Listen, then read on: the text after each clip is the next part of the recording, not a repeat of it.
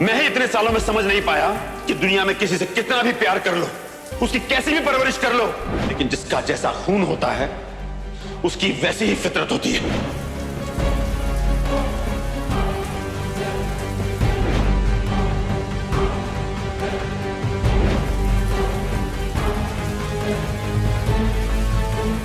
तुझे जितना पैसा खर्च करना है कर ले, उसकी दाल रोटी का इंतजाम कर दे, उसके बाद खत्म कर दे इस शादी को।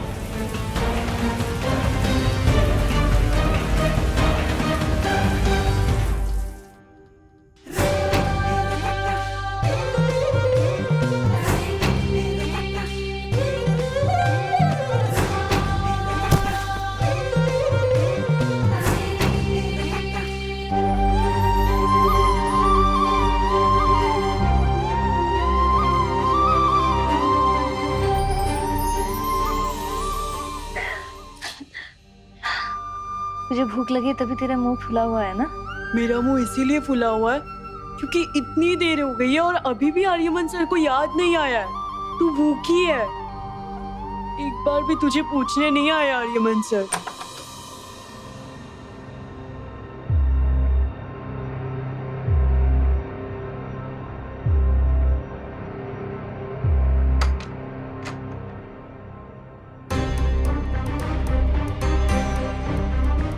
अच्छा हुआ तुमने शावर ले लिया, बाहर की बहुत धूल मिट्टी चिपक गई थी तुम पर।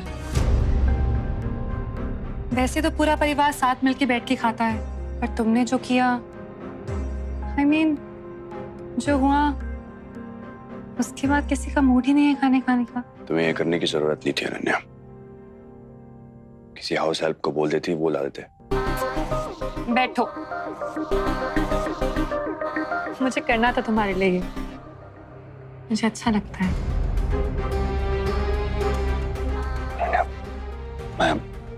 मैं खा लूंगा बाद में।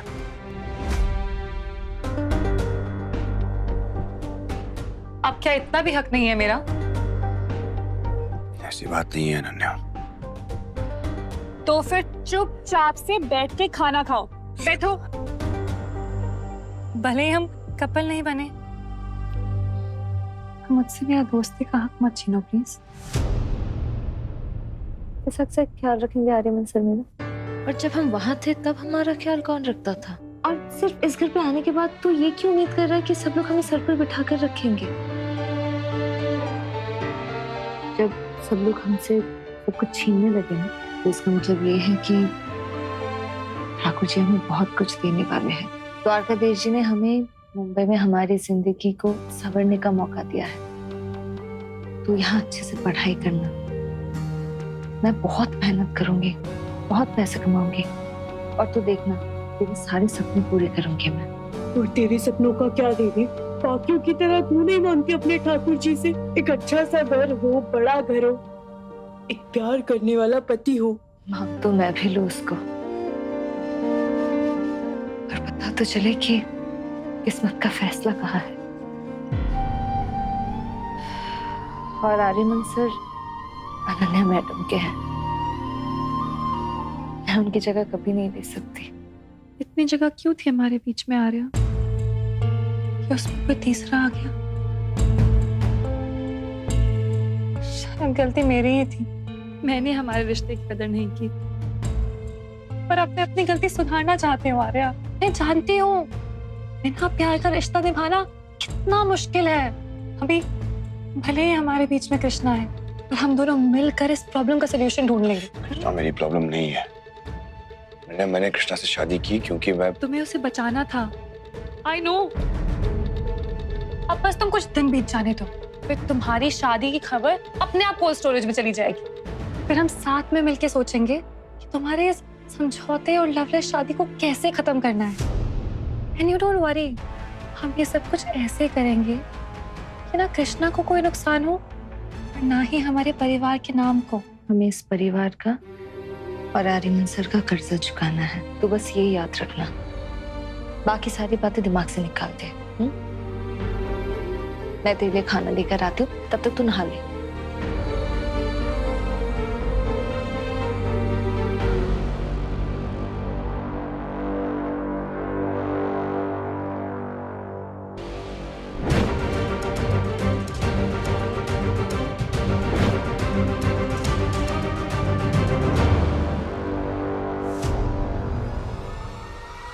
कृष्णा ने खाना खाया?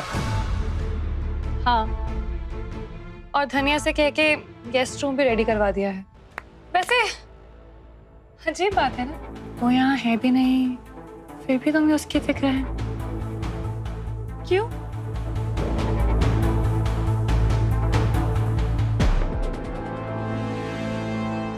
क्योंकि रिश्तों की परख तो पीठ पीछे ही होती है अनन्या।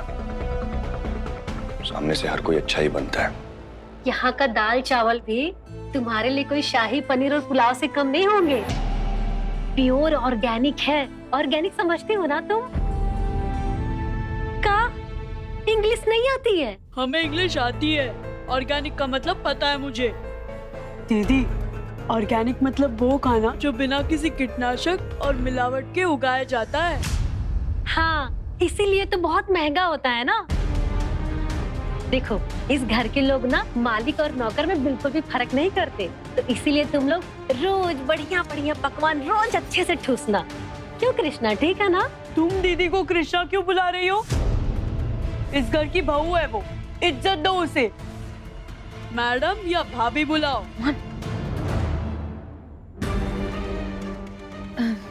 खाना बहुत अच्छा बना है, थैंक यू। आप ही जाओ ना, जाके आराम कर लो अभी। हाँ, जबान चला चला कर थक गए होंगे ना। मोहन, कोनो बात नहीं, काम तो हम तभी कर सकते हैं ना जब तुम मेरी प्लेट को धो दोगी।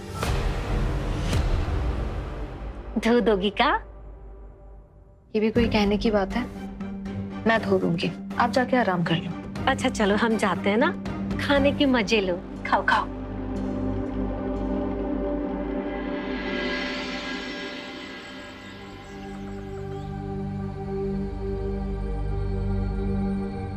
शायद सब लोग अब तक सो रहे होंगे। इसके उठने से पहले ठाकुर जी के आगे हाथ जोड़ लेती।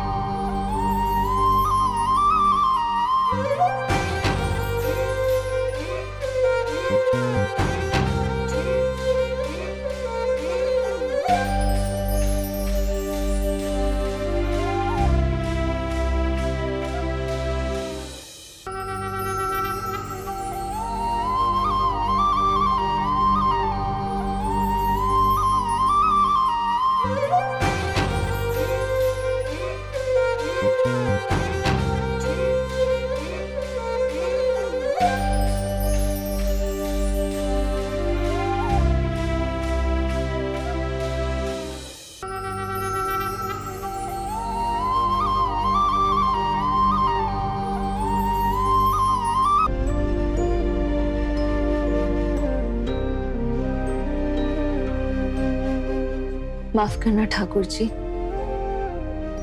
आज हर रोज की तरह मैं आपके आगे दिया नहीं जला पाऊंगी। पता नहीं है ना कि इस घर में मेरा आपके सामने पूजा करना किसी को अच्छा लगेगा कि नहीं।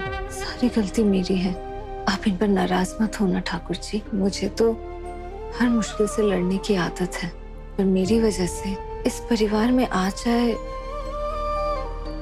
कि मुझे अच्छा नहीं लगेगा।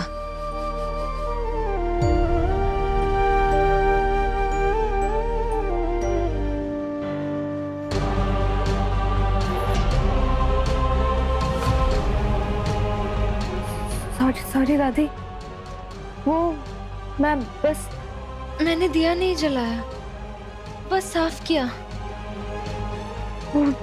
मुझे हर रोज सुबह उठ के पूजा करने की आदत है ना।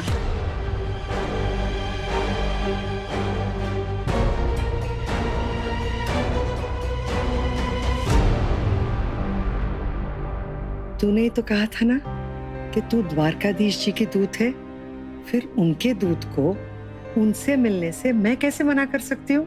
दादी, आप तो अनन्या मैडम की दादी है ना, बाकियों की तरह आप मुझसे गुस्सा नहीं है? हाँ हूँ, लेकिन मुझे ये पता है कि बिना भगवान की मर्जी के एक पत्ता भी नहीं हिल सकता है, फिर चाहे कोई कितनी भी कोशिश कर ले। शायद आर्यमन और तेरे संजोग जुड़े हुए हैं, इसीलिए तो हम द्वारका आए, तुझसे मिले। और द्वारकाधीश जी वाला वो सिंदूर जो मैंने अनन्या के लिए मंगवाया था, वो आर्यमन के हाथ से तेरी मांग में लग गया।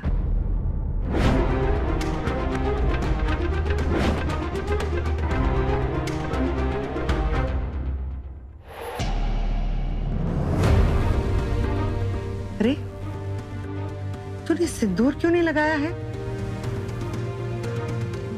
दादी वो बस देख, सुहागन की मांग सुनी अच्छी नहीं लगती, उसमें हमेशा सिंदूर भरा रहना चाहिए।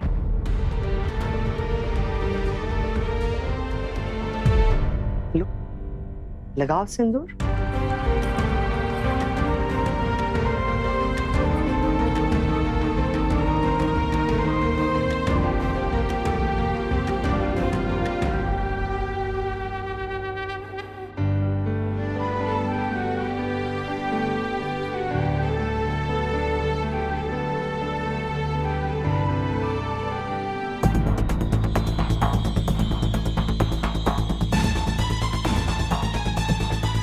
क्या प्रॉब्लम है?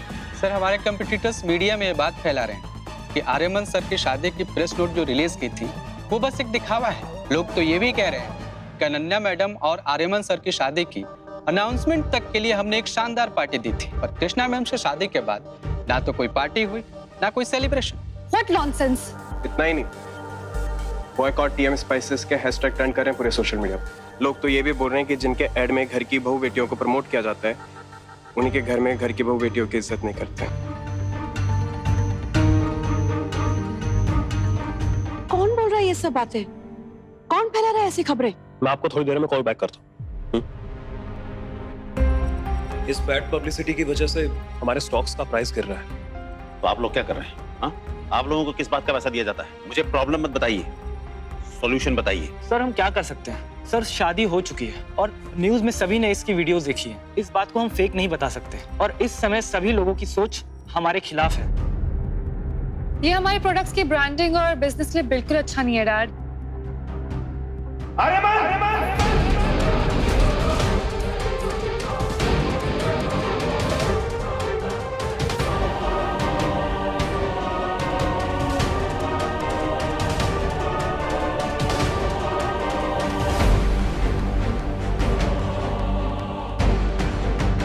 क्या हुआ अंकल? क्या हुआ? वही हुआ जिस बात का डर था। लोग थूक रहे हैं हम पर। इतने सालों की कमाई हुई इज्जत को मिट्टी में मिला दिया है तुमने। हमारा बिजनेस डूब रहा है। बस हो गई तसल्ली? भाई ये देखिए। आर्यमन मेहता की गरीब लड़की से शादी असली है या एक पीआर स्टंट? क्या छुपा रहे हैं मेहताज एंड ठक्कर्स? अरे इसका कोई तो सोल्यूशन होगा आप लोगों के पास। इसका तो एक ही सोल्यूशन है सर। क्या है? हमें आपकी शादी को दुनिया के सामने सेलिब्रेट करना होगा। हमें लोगों को ये बताना होगा कि आप लोगों ने ये शादी खुशी खुशी एक्सेप्ट कर ली है, ताकि लोगों को ये लगे कि आप अपनी फैमिली जो अपने एडवर्टाइजमेंट में दिखाते हैं वैसा करते भी हैं।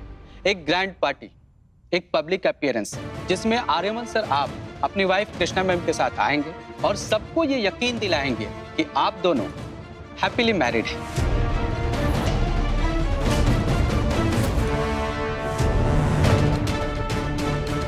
ऐसा कुछ नहीं होगा, समझ में आया?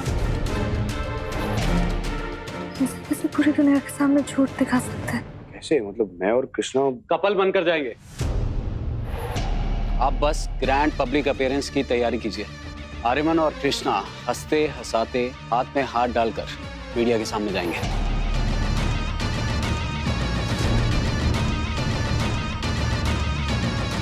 तुम पागल हो गए हो? दिमाग खराब हो गया तुम्हारा? मेरे होते हुए तमाशा नहीं होने दूंगा मैं। जो लोग अभी तक हम पर पीठ पीछे हंस रहे थे ना, हमारे मुंह पर हंसेंगे। आप क्या चाहते हो डैड? हम अपने हाथ पे हाथ रखकर बैठे रहें और अपने बिजनेस को यहीं डूबते हुए देखें? नहीं, कृष्णा के साथ मैं ये सब नहीं करूंगा। अरे पहले इतनी तकलीफ उठाकर इतना सब कुछ छोड़ छाड़ कर मुंबई आई है वो, अब उसे मैं फोर्स करूँ कि ऐसी शादी को मानने के लिए पूरी दुनिया के सामने, जिसे हम घर वाले ही नहीं मानते। वाओ, इतना सब कुछ होने के बाद भी तुम्हें उस कृष्णा की फिक्र है, हमारी नहीं। इस घर को तो तुम तोड़ ही चुके हो। अब क्या चाहते हो? हम हाथ में कटोरा लेकर भीख मांगे ताकि तुम्हारी उस कृष्णा को बुरा ना फील हो? हो क्या गया है तुम्हें? जिस परिवार ने तुम्हारे परिवार को जरूरत पड़ने पर सपोर्ट किया, सहारा दिया, तुम उसी परिवार को बर्बाद करने चले हो।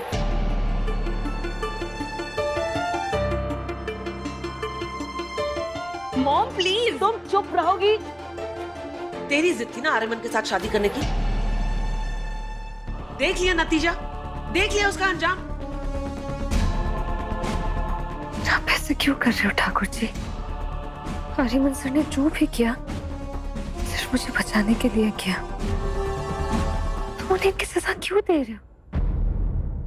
कृष्णा और आर्यमन की जोड़ी द्वारकाधीश जी के आशीर्वाद से बनी है, तो हमें भी उससे दुनिया के सामने अपना लेना चाहिए ना। नहीं माँ, इनकी शादी द्वारकाधीश का आशीर्वाद नहीं है, एक गलती है। आप खुद सोचिए माँ, अगर हम कृष्णा को आर्यमन की बहू बनाकर सबके सामने ले जाएंगे तो अनन्या पे क्या बीतेगी? पर मॉम, कृष्णा ने बोला ना कि उसे शादी मंजूर ही नहीं है। वो अपनी और आर्यमन की शादी को शादी मानती ही नहीं है। हम उसे कैसे मजबूर कर सकते हैं ऐसे रिश्ते को दुनिया के सामने एक्सेप्ट करने के लिए? उसके दिल पे क्या बीतेगी? आई डोंट केयर अनन्या कि उसके दिल पर क्या बीतेगी। उसे नहीं बनना है इस घर की बहू तो ना बने, पर दुनिया को बेवकूफ बनाने के लिए आर्यमन के साथ सबके सामने आ जाए बस। आफ्टर ऑल आर्यमन ने उसकी जान बचाई है, तो हमारा बिजनेस बचाने के लिए वो इतना तो कर ही सकती है। क्यों आर्यमन कर सकती है ना? कुंदन, आपने पराये खून पर भरोसा करके देख लिया। एक बार, सिर्फ एक बार अपने खून पर तो भरोसा करके देख लो प्लीज। आप लोगों को जो करना कीजिए, लेकिन मुझे ये तमाशा हर हाल में बंद चाहिए, समझ गए? No no no no no no, Krishna और आर्यमन दुनिया के सामने हस्बैंड एंड वाइफ की तरह नहीं जा सकते। दुनिया के सामने सिर्फ आर्या और अनन्या की जोड़ी जाएगी, वरना कोई नहीं। Now you wait and watch मैं क्या करती हूँ। ठीक है मॉम, आप लोग एक प्रेस रिलीज करो that on 30th कृष्णा और Aryaman as a couple media के सामने आएंगे। और ईशा, वो तुम्हारा फ्रेंड है ना, द ग्रूमिंग स्पेशलिस्ट, उसे कृष्णा के लिए बुला दो। अब भले ही कृष्णा लो क्लास और टाउन मार्केट है, पर उसे मीडिया के सामने ऐसे प्रेजेंट नहीं कर सकते ना। अनन्या प्लीज। आर्या, ये सब कुछ मैं कृष्णा के भलाई के लिए ही कर रही हूँ। अब हमारे हाई सोसाइटी के तौर तरीके, उठना बैठना उसे नहीं आता होगा, कहाँ सीखा होगा बेचारी ने। नहीं, अब तुम चाहते हो क्या कि नेशनल मीडिया के सामने उसका मजाक बने? नहीं ना, तो बस मैं भी यही चाहती हूँ। इसलिए हमें उसे सब कुछ सिखाना होगा। सबको पता चलना चाहिए कि वो मेहता खानदान की बहू है और हम सब ने उसे एक परिवार की तरह एक्सेप्ट किया है। मैं सब नहीं कर सकता।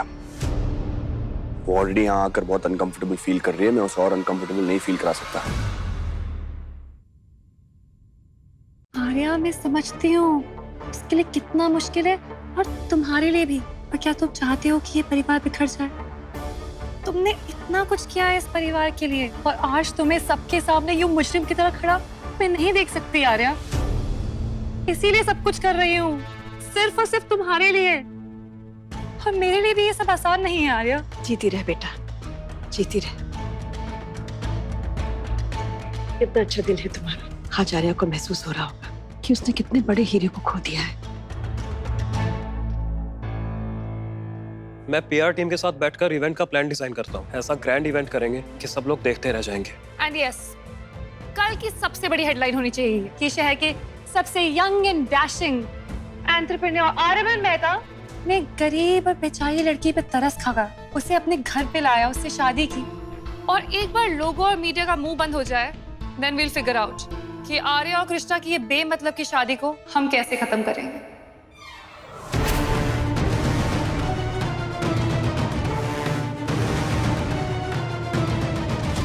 मुझे बात करनी पड़ेगी कृष्णा से।